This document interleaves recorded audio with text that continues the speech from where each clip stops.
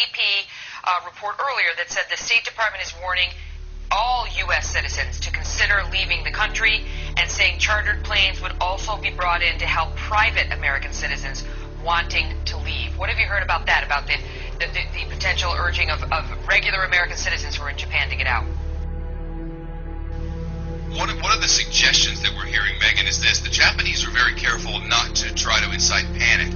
I'm not quite sure how you panic the Japanese people, because their level of calmness still continues to astound us.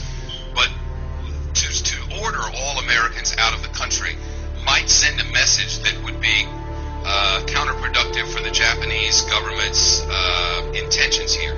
To say all Americans should now leave, if the State Department were to send out such a warning, I think there might be a concern that the Japanese citizens would believe that they're in some sort of danger and that they should do the same thing. And the Japanese government does not want to send this advisory out that everybody in the country should leave.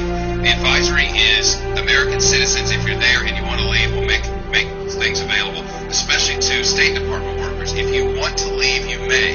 What's being said on the side to them is another matter, but I think anybody who's up there in the zone to the north of us is strongly considering getting out of the country. Can I ask you, Shepard, quickly, how do you feel? Because we've heard reports of NBC News crews finding radiation on their equipment, on their shoes in Tokyo. That's where you are. What do you think?